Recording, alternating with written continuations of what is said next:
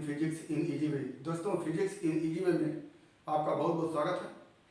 दोस्तों, पिछले के वीडियो क्लिपों में हमने जो प्रकाश से संबंधित पहला यूनिट था हमारा, उसमें हमने किरण प्रकाशिकी के विषय में अध्ययन किया था, जिसमें प्रकाश की किरण किसी माध्यम में चलती है और किसी चिकने तल से टकराने के बाद वापस आ जाती है, जो प्रकाश का परावर्तन होता है। एक माध्यम से दूसरे माध्यम में प्रकाश की किरण चलती है तो उसके मार्ग में विचलन होता है, जो प्रकाश का अपवर्तन होता है। प्रकाश के प्रकीर्णन के विषय में हमने पढ़ा, प्रकाश के वर्ण विक्षेपण के विषय में हमने पढ़ा। तो ये सब जितने भी तथ्य थे हमारे, प्रकाश का परावर्तन, प्रकाश का अपवर्तन, वर्ण विक्षेपण, प्रकीर्णन, ये सारे तथ्य किरण प्रकाशिकी के अंदर हमने पढ़ा था। आज हम किरण प्रकाशिकी को समाप्त करते हुए वेब ऑप्टिक्स तरंग प्रकाशिकी में चल रहे हैं, जिसमें हम देखेंगे कि प्रकाश का जो गमन होता है वो एक तरंग के रूप में होता है। प्रकाश एक तरंग के रूप में एक स्थान से दूसरे स्थान तक संचरित होती है। तो प्रकाश के तरंग प्रकृति के विषय में हम अध्ययन करने से पहले आपको बताएंगे कि तरंग होता क्या है और तरंग से संबंधित कौन कौन से तथ्य होते हैं। तो आइए हम देखते हैं कि तरंग क्या होता है और तरंग के संबंधित तथ्य क्या होते हैं। उसके बाद हम देखेंगे कि प्रकाश का तरंग स्वरूप क्या होता है। कभी कभी हम व्यवहारिक जीवन में देखते हैं कि स्थिर जल में यदि कोई पत्थर का टुकड़ा फेंक दें तो जहां पर पत्थर का टुकड़ा गिरता है वहां से एक विक्षोभ उत्पन्न होता है और वह विक्षोभ आगे की ओर बढ़ने लगता है। दूसरा, अगर कोई लंबी रस्सी हो, उसके एक सिरे को कहीं बांध दें और दूसरे सिरे को ऊपर नीचे इस तरह से करें तो एक विक्षोभ रस्सी में उत्पन्न होता है और वो विक्षोभ आगे की ओर बढ़ता है। तो क्या कि किसी माध्यम में उत्पन्न हुए विक्षोभ को तरंग कहते हैं और विक्षोभ के आगे बढ़ने की गति को तरंग गति कहते हैं। तो तरंग की एक छोटी सी परिभाषा बन के आएगी, तरंग एवं तरंग गति। तो क्या लिखेंगे कि किसी माध्यम में उत्पन्न हुए विक्षोभ को तरंग कहते हैं और इस विक्षोभ के आगे बढ़ने संबंधी गति को तरंग गति कहते हैं। क्या हुआ कि किसी माध्यम में उत्पन्न हुए विक्षोभ को क्या कहते हैं, तरंग कहते हैं, और विक्षोभ के आगे बढ़ने की गति को हम क्या कहते हैं, तरंग गति कहते हैं। जैसे किसी स्थिर जल में हमने पत्थर का टुकड़ा फेंका तो जहां पर हम पत्थर का टुकड़ा फेंकते हैं वहां पर एक विक्षोभ, एक हलचल उत्पन्न होता है और वो हलचल, वो विक्षोभ आगे की तरफ बढ़ने लगता है। तो वही जो विक्षोभ आगे बढ़ता है उसी गति को हम क्या कहते हैं, तरंग गति कहते हैं। अब तरंग गति में हम देखते क्या है, जैसे अगर स्थिर जल में हम पत्थर का टुकड़ा फेंकते हैं और विक्षोभ आगे बढ़ने लगता है तो जब विक्षोभ जल में स्थित किसी कण के पास पहुंचता है, जैसे एक तिनका हो जो स्थिर जल में है और हम उस तिनके से हट करके एक पत्थर का टुकड़ा कहीं फेंक दें तो वहां से जो विक्षोभ उत्पन्न होता है वो विक्षोभ धीरे धीरे उस तिनके के पास पहुंचता है। जब तिनके के पास विक्षोभ पहुंचता है तो तिनका ऊपर नीचे इस तरह से गति करने लगता है, लेकिन वो आगे नहीं बढ़ता है। तो वो जो तिनका है उस तिनके को हम माध्यम का कण मान सकते हैं। तो जब किसी माध्यम में तरंग आगे बढ़ता है या तरंग गति होती है तो माध्यम का कण अपने ही स्थान के ऊपर नीचे क्या करने लगता है, गति करने लगता है। या कह ले कि माध्यम का कण जो होता है वो सरल आवर्त गति करने लगता है। तो तरंग गति में एक चीज तो ये देखें, किसी माध्यम में यदि विक्षोभ उत्पन्न होता है तो उसको हम तरंग कहते हैं और यही विक्षोभ जब आगे बढ़ता है तो इसी विक्षोभ की गति को हम क्या कहते हैं, तरंग गति कहते हैं। और तरंग गति में माध्यम का जो कण होता है वो अपने जहां पर था प्रारंभ में, तरंग के वहां पहुंचने पर, विक्षोभ के वहां पहुंचने पर अपने मध्यमान स्थिति के ऊपर नीचे क्या करने लगता है, सरल आवर्त गति करने लगता है। और इसी सरल आवर्त गति से संबंधित जो तथ्य होते हैं वही तथ्य माध्यम में उत्पन्न हुए तरंग की गति से संबंधित तथ्य कहे जाते हैं। यानी यदि किसी माध्यम में तरंग उत्पन्न हुआ, उस तरंग के उत्पन्न होने से तरंग गति उत्पन्न हुई, तरंग गति के उत्पन्न होने से माध्यम का जो कण है वो सरल आवर्त गति करने लगता है, और सरल आवर्त गति से संबंधित जितने भी तथ्य होते हैं वही तथ्य उस तरंग गति से संबंधित तथ्य कहे जाते हैं। तो पहले हम माध्यम के कण की जो सरल आवर्त गति है उससे संबंधित तथ्यों को देखेंगे और उसी तथ्य को हम तरंग गति संबंधित तथ्य मानेंगे। यहाँ पर हम एक ये स्थिर जल है, ये जो लाइन AB दिख रही है वो स्थिर जल के सतह की लाइन दिख रही है। यहाँ पर जब हम कोई पत्थर का टुकड़ा इस तरह से डालते हैं और ये पत्थर का टुकड़ा यहाँ पर क्या करता है, विक्षोभ उत्पन्न कर देता है। अब जब यहाँ पर विक्षोभ उत्पन्न करता है तो ये विक्षोभ इस तरह से उत्पन्न हुआ, ऐसे पत्थर का टुकड़ा था, ये विक्षोभ उत्पन्न हुआ और ये विक्षोभ यहाँ से ऐसे जल में आगे बढ़ने लगा। और अगर कहीं यहाँ पर कोई माध्यम का कण हो यहाँ, तो इस विक्षोभ के यहाँ पहुंचने पर माध्यम का कण यहाँ चला आता है, फिर जब विक्षोभ ऊपर की ओर जाता है तो माध्यम कण यहाँ पहुंच जाता है, फिर विक्षोभ नीचे की तरफ आता है तो माध्यम कण नीचे पहुंच जाता है। तो विक्षोभ या तरंग के माध्यम के कण पर पहुंचने पर माध्यम का कण क्या करता है, अपने मध्यमान स्थिति से ऊपर भी और नीचे भी क्या करने लगता है, गति करने लगता है। तो ये कौन सी गति होती है, सरल आवर्त गति होती है। अब इस कण के सरल आवर्त गति से संबंधित जितने भी तथ्य होते हैं उन्हीं तथ्यों को हम इस तरंग के तथ्य के रूप में देखते हैं। तो इस सरल आवर्त गति से संबंधित जो तथ्य है उसको हम देखेंगे। जैसे ये माध्यम का कण आपने देखा, ये जब तरंग यहाँ पहुंचती है तो कभी ये ऊपर गति करता है कभी नीचे गति करता है, ये इसका मध्यमान स्थिति है। तो इस मध्यमान स्थिति के दोनों ओर ये माध्यम का कण जो है गति करता है। तो इस माध्यम के कण की गति जो होती है वो सरल आवर्त गति होती है। इस माध्यम के कण के सरल आवर्त गति से संबंधित पहला तथ्य जो है आवर्त का। जैसे माध्यम का कण है, ये मध्यमान स्थिति में बना हुआ है, ये वाटर लेवल है, जल का सतह है। जब इसके पास विक्षोभ पहुंचता है तो एक बार ये ऊपर जाता है, फिर नीचे आकर के मध्यमान स्थिति में आता है, फिर नीचे आता है, फिर ऊपर जाकर के मध्यमान स्थिति पहुंच जाता है। इसका एक आवर्त पूरा हो जाता है।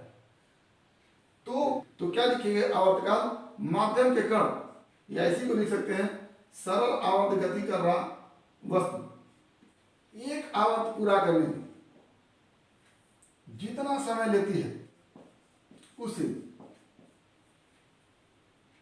उस वस्तु या माध्यम का कण, माध्यम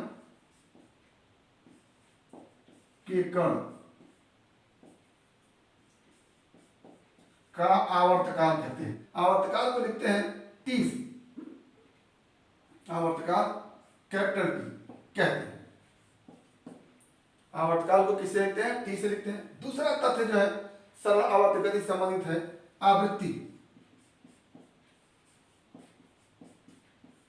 आवृत्ति क्या लिखेंगे, माध्यम का कण एक सेकेंड में जितना आवर्त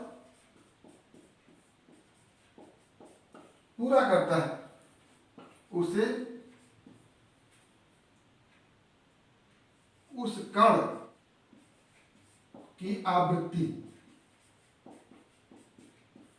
ये क्या है, एन कहते हैं। आवृत्ति को क्या लिखते हैं, एन से लिखते हैं। और आवृत्ति और आवर्तकाल में जो संबंध होता है वो होता है n = 1/t। ये आवृत्ति और आवर्तकाल में संबंध। अब आगे तरंग दैर्घ्य, सरल आवर्त गति कर रहा माध्यम का कण है, और हम बता दिए कि माध्यम के कण से संबंधित जो तथ्य होते हैं वो तरंग के ही तथ्य होते हैं। तो अगर माध्यम के कण का आवर्तकाल तो इसको तरंग का आवर्तकाल कह सकते हैं, और माध्यम के कण की आवृत्ति है तो इसको तरंग की आवृत्ति कह सकते हैं। और माध्यम के कण का तरंग दैर्घ्य तो क्या हो गया, तरंग दैर्घ्य। माध्यम का कण एक आवर्त पूरा करने में, एक आवर्त पूरा करने में जितनी दूरी तय करता है उसे तरंग का तरंगदैर्घ्य कहते हैं। और जब माध्यम का कण सरल आवर्त गति करता है तो उसका वेग होता है, तो उसी वेग को हम तरंग का वेग कह लेते हैं। तो ये हमारे तथ्य है आवर्तकाल, आवृत्ति, तरंगदैर्घ्य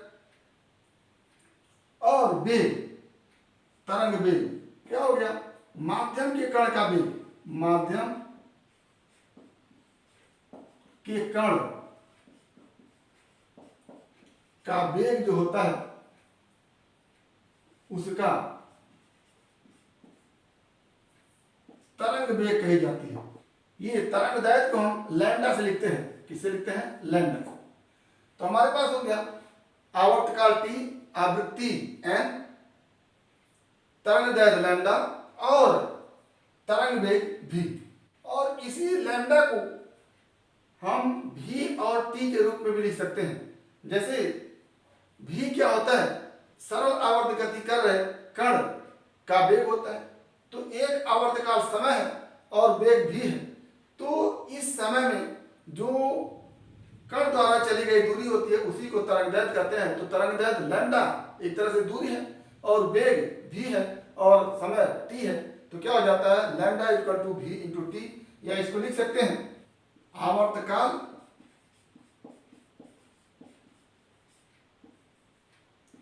आवृत्ति वेग तथा तरंगदैर्घ्य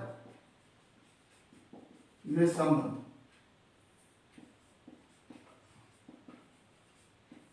क्या हो जाता है? एक आवर्त पूरा करने में जितनी दूरी तय की जाती है उसको हम क्या कहते हैं? लैम्डा कहते हैं। तो लैम्डा हो गया हमारा दूरी, और समय कितना है? एक आवर्तकाल T। और इस समय में चली गई दूरी को अगर हम निकालना चाहें तो क्या करते हैं? v में इस समय का गुणा कर देते हैं, क्योंकि दूरी बराबर क्या होता है? दूरी बराबर चाल गुणे समय। तो आवर्तकाल एक समय है, तो इस आवर्तकाल T में कितनी दूरी तय करेगी उस दूरी को निकालने के लिए आवर्तकाल में या समय में हम क्या करते हैं? चाल से क्या करते हैं? मल्टीप्लाई कर देते हैं। तो lambda equal to v into T हो गया। एक तो ये हो गया। दूसरा लैम्डा इक्वल टू v अपनी जगह रहेगा और t को हम लिख सकते हैं 1/n। आप लिखिए इसके पहले कि आवृत्ति आवर्तकाल की उल्टा होती है। तो t क्या हो जाएगा? 1/n हो जाएगा। अब यहां से क्या हो जाता है? v इक्वल टू क्या हो गया? n into lambda. तो एक संबंध ये बन गया किसमें? वेग, आवृत्ति और तरंगदैर्घ्य में। एक संबंध ये बन गया तरंगदैर्घ्य, वेग और आवर्तकाल में। ये दोनों संबंध हो गए। अब हम माध्यम के कण की गति को एक वृत्तीय गति के रूप में देखने का प्रयास करेंगे कि कैसे वृत्तीय गति के रूप में माध्यम के कण की गति को प्रदर्शित करते हैं। तो आइए देखते हैं वृत्तीय गति के रूप में माध्यम के कण की गति।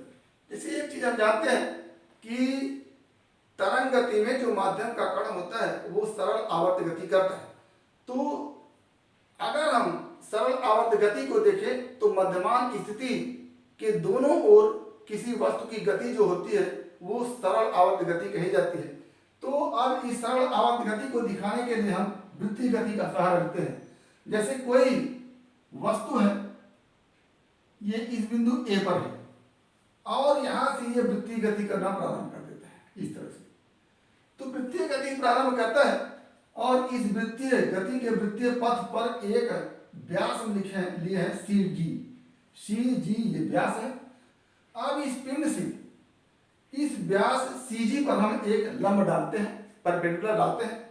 अगर किसी समय ये पिंड गति करते हुए B पर पहुंच जाए और B से हम लंब डाल दें तो ये जो लंब का पाद होगा वो यम होगा।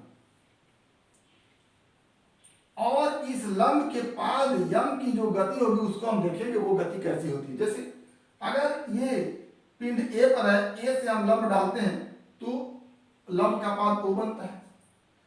A से B पर जाते हैं तो लंब डालते हैं तो लंब का पाद यम बनता है। यानी O से पाद कहां से कहां तक गया? अगर वस्तु A से B तक पहुंचा है तो पाद गया हमारा O से यम तक। अब वस्तु कहां चला गया? C पर चला गया तो पाद यहीं पर बन जाएगा। जैसे यहाँ से लंब इसी लाइन इसी व्यास पर लंब खींचे तो यहीं पर लंब भी बनेगा, लंब का पाद भी बनेगा। तो क्या हो जाएगा, ए से बी तक चला और बी से सी तक चला, तो पाद हमारा कहाँ चला, ओ से एम तक, एम से सी तक। पुनः वस्तु इस तरह से गति करते हुए बिंदु डी पर पहुंच गया, और जब डी पर पहुंचा तो अब डी से पाद हम खींचते हैं तो यहाँ पर पहुंच गया, और डी से ई पर आया तो ई से पाद खींचते हैं तो ये ओ पर पहुंच गया। तो पाद की गति क्या होगी, वस्तु गति ए से बी, बी से सी से डी, डी से ई, और पाद ओ से एम पर पहुंचा, एम से सी पर पहुंचा, फिर सी से एम पर पहुंचा और एम से ओ पर पहुंचा। फिर अगर वस्तु एम पर पहुंच रहा है तो इससे खींचे गए पाद, इससे खींचे गए लंब का पाद यहां पहुंच गया, यानी ओ से एम पर पाद आ गया। और वस्तु यदि जी पर पहुंच जा रही है तो जी से पाद अगर खींचेंगे तो जी पर ही बनेगा, तो पाद एम से जी पर पहुंच गया। पुनः वस्तु एच पर पहुंच गई तो अब यहां से पाद खींचेंगे तो पाद एन पर आ गया, फिर एच से ए पर वस्तु पहुंच गई तो ए से पाद खींचेंगे तो ऊपर पहुंच गया। तो यदि वस्तु वृत्तीय गति में इस तरह से गति कर रहा है तो इससे खींचे गए लंब का पाद जो है वो ऊपर नीचे गति कर रहा है इस व्यास पर। क्या, ओ से एम पर पहुंचा, एम से सी पर पहुंचा, सी से एम पर पहुंचा, एम से ओ पर पहुंचा, ओ से एन पर पहुंचा, एन से जी पर पहुंचा, जी से एन पर पहुंचा, एन से ओ पर पहुंचा। क्या हुआ कि सरल आवर्त गति को हम इस लंब के पाद की गति के रूप में व्यक्त कर सकते हैं। यानी अगर किसी वस्तु को वृत्तीय पथ पर गति कराएं और उसके पाद की गति को हम देखें तो वस्तु वृत्तीय पथ पर गति करती है और उसका पाद इस व्यास पर सरल आवर्त गति करता रहता है। ऐसे ये जैसे वस्तु ए है और उसका पाद ये है ऊपर, वस्तु इस तरह से गति कर रहा है, यहां पहुंच गया तो पाद यहां पहुंच गया, वस्तु यहां पहुंच गया तो पाद यहां पहुंच गया, फिर वस्तु नीचे आ रहा है तो पाद यहां पहुंच गया, वस्तु इस तरह से आया पाद यहां पहुंच गया, फिर यहां आया यहां पहुंच गया, फिर यहां आया यहां पहुंच गया, फिर इधर चल रहा तो फिर यहां पहुंच गया, फिर यहां पहुंच गया। क्या हो गया, पाद जो है ऊपर नीचे इस बिंदु ओ से ऊपर नीचे गति कर रहा है और वस्तु वृत्तीय पथ पर गति कर रही है। ठीक, तो इस पाद के पोजीशन को हम इस वृत्तीय पथ पर गति कर रहे वस्तु की गति के रूप में कैसे देखेंगे, वही क्या होता है, इस सरल आवर्त गति का समीकरण होता है। तो जैसे मान लिया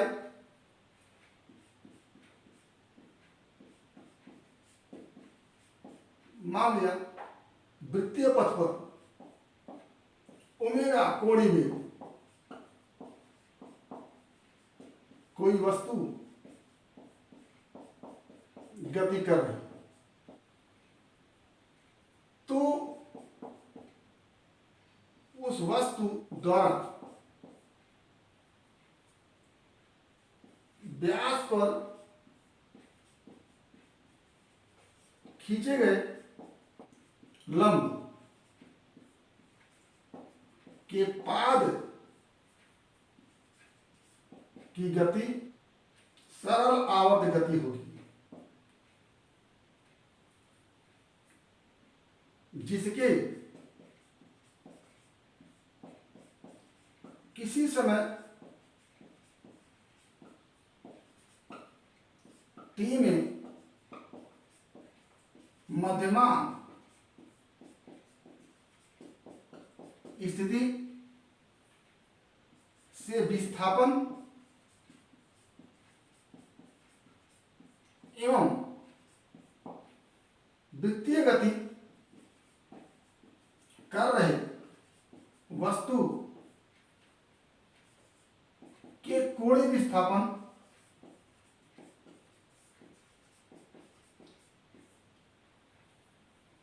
में संबंध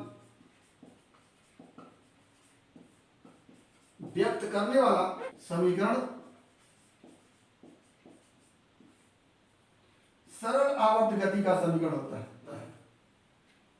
यानी इस मध्यमान स्थिति से इसके पाद का जो विस्थापन होगा, उस विस्थापन और इस कण के द्वारा चले गए कोणीय विस्थापन में जो संबंध होगा, वही संबंध सरल आवर्त गति का समीकरण होता है।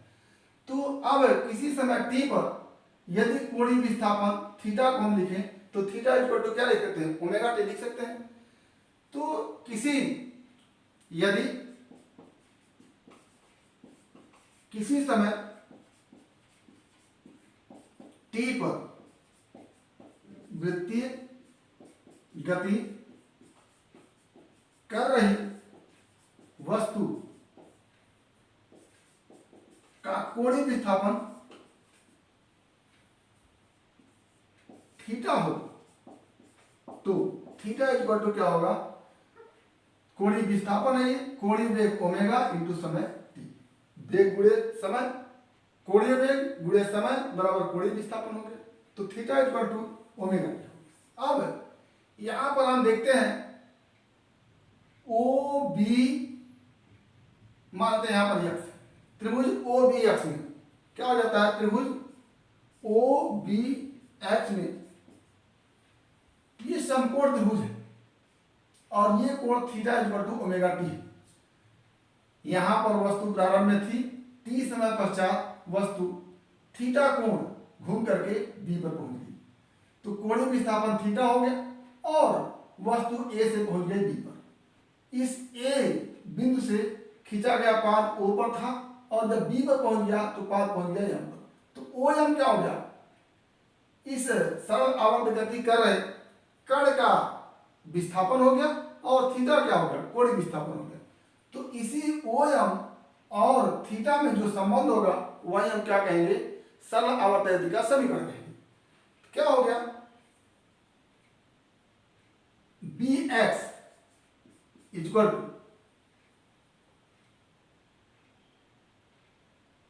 ओ B sine theta, O B sine theta.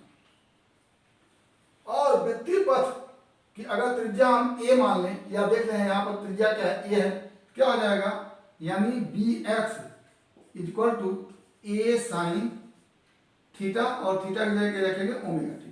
क्यों, क्योंकि थीटा बराबर ओमेगा टी है। B X equal to A sine omega T और बी एक्स किसके बराबर है, ओ एम के बराबर है, यानी बी एक्स की जगह क्या लिख सकते हैं, ओ एम लिख सकते हैं।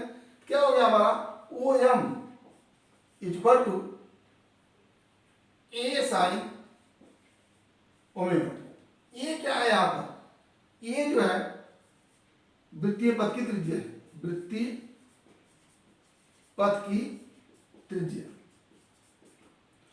और ये जो मैक्सिमम विस्थापन है, जैसे ये जो कण है सरल आवर्त गति कर रहा है, या जिसको हम कहते हैं इस वस्तु से खींचे गए लंब का पाद, पाद जो सरल आवर्त गति कर रहा है वो ओ से एम, एम से होते हुए सी, सी से एम, एम से होते हुए ओ, फिर ओ से एन, एन से होते हुए जी और जी से एन, एन से होते हुए ओ, यानी सी और जी के बीच में ये पाद जो है सरल आवर्त गति करता है। और इस पाद का जो मैक्सिमम विस्थापन होता है वो किसके बराबर है, ए के बराबर है। तो जो अधिकतम विस्थापन है वो क्या है, ए है। तो क्या हो जाएगा, जहां ओ एम को क्या लिख सकते हैं, अब इस विस्थापन को y के रूप में देख रहे हैं तो y बराबर क्या हो जाता है, ए साइन ओमेगा टी, जहां ए क्या है, अधिकतम विस्थापन, अधिकतम विस्थापन है जिसे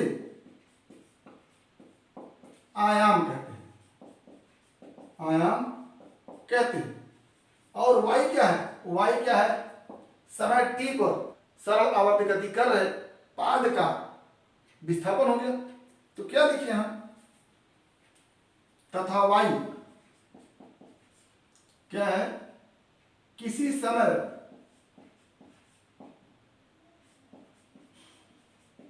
t पर आवर्त गति कर रहे वस्तु का विस्थापन, यानी ये हो गया हमारा y विस्थापन, y हो गया क्या, विस्थापन, ये हो गया अधिकतम विस्थापन, जिसको क्या कहते हैं, आयाम कहते हैं। अधिकतम विस्थापन ये क्या है, आयाम। और ओमेगा क्या है, कोणीय वेग, और टी क्या है, समय। ये जो वाई, ए, ओमेगा और टी में जो संबंध है, ये संबंध यही क्या कहलाता है, Y equal to A sine omega. ये हमारा इस सरल आवर्त गति कर रहे पाद का समीकरण है।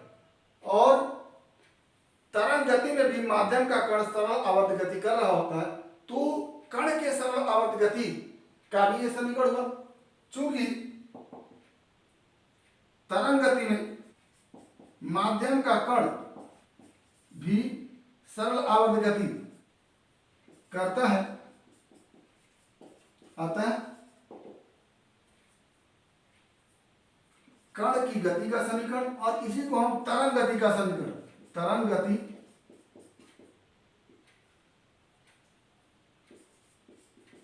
का समीकरण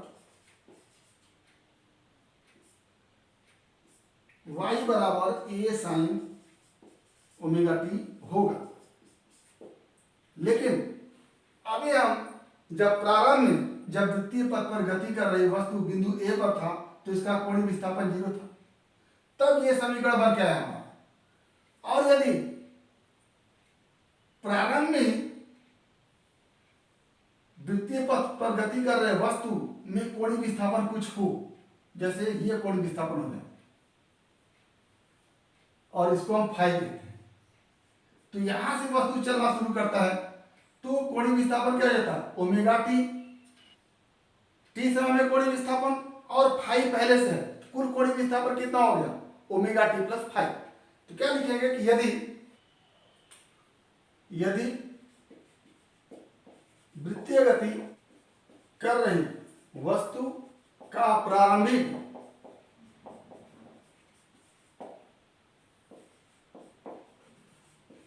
कोणीय विस्थापन फाई हो, तो टी समय पश्चात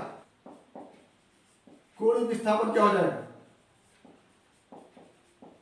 पहले से फाई था प्लस टी समय पश्चात ओमेगा इंटू टी हो जाएगा, तो क्या हो गया, ओमेगा टी प्लस फाई। अब समीकरण क्या हो जाएगा, जहां हम ओमेगा टी क्यों लिख रहे थे वहां हो जाएगा ओमेगा टी प्लस फाई। तो अतः तरंग गति का समीकरण क्या हो जाएगा, y equal to A sine omega T plus five. ये अब ये जो ओमेगा टी होता है या ओमेगा टी प्लस फाइव, ये बताता है क्या कि कण का विस्थापन कितना है और किस दिशा में है। ये जो ओमेगा टी प्लस फाइव है, जैसे अगर हम केवल ओमेगा टी माने और कण को प्रारंभ में 0 विस्थापन माने, तो इस ओमेगा टी के हिसाब से हम जान सकते हैं कि y का मान ये OM के बराबर है और विस्थापन ऊपर की ओर हो रहा है। ऐसे वस्तुगतशील ओमेगा टी कोणीय विस्थापन हो गई, उसका पाथ 0 से m तक पहुंचा, यानी विस्थापन कितना है, OM के बराबर, जिसको हम y लिखे हैं, और विस्थापन ऊपर की ओर है। तो ये ओमेगा टी क्या बता रहा है, इस कण के पोजीशन के विषय में बता रहा है कि विस्थापन किधर है और किस दिशा में है। इसी ओमेगा टी को हम क्या कहते हैं, फेज कहते हैं। यहां पर ओमेगा टी प्लस फाइव तरंग गति के कण की स्थिति को व्यक्त करता है,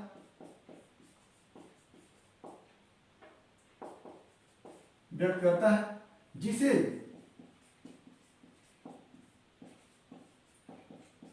तरंग गति का फेज कहते हैं। तरंग गति की कला अथवा फेज कहते हैं। तो क्या हो गया, इस y बराबर ए साइन ओमेगा टी में साइन के साथ जो कोण लगा हुआ होता है, चाहे वो ओमेगा टी हो चाहे ओमेगा टी प्लस फाइव हो, इसको हम क्या कहते हैं, कला कहते हैं, फेज कहते हैं। इसी के माध्यम से हम तरंग गति में कण के विस्थापन को देख सकते हैं या कण के पोजीशन को देख सकते हैं कि कण में कितना विस्थापन है और किस दिशा में है। तो इसलिए इसको क्या कहते हैं, फेज कहते हैं, कला कहते हैं। तो आज हम तरंग किसे कहते हैं, तरंग गति किसे कहते हैं। तरंग गति में माध्यम का कण की गति कैसी होती है, सरल आवर्त गति होती है। और सरल आवर्त गति को वृत्तीय पथ पर किसी वस्तु के गति में वस्तु से खींचे गए पाद की गति से हम व्यक्त करते हैं। और तरंग गति से संबंधित जो भी तथ्य है, जिसमें हमने टाइम पीरियड को देखा, आवर्तकाल को देखा, आवृत्ति को देखा, आयाम को देखा, तरंग दैर्घ्य को देखा और तरंग वेग को देखा, और तरंग गति में माध्यम के कण की गति से संबंधित जो समीकरण है, जिसको हम तरंग गति का समीकरण कहते हैं, y बराबर a sin omega t plus 5 को देखा। तो ये तरंग से संबंधित कुछ तथ्य है जिसको आज हमने देखा। आगे के वीडियो क्लिप में हम इसी तथ्यों का उपयोग करते हुए प्रकाश के तरंग स्वरूप का अध्ययन करेंगे। तो आज बस इतना ही। अगला टॉपिक अगले वीडियो क्लिप में एक बार फिर आपके भविष्य के लिए बेस्ट ऑफ लक। धन्यवाद।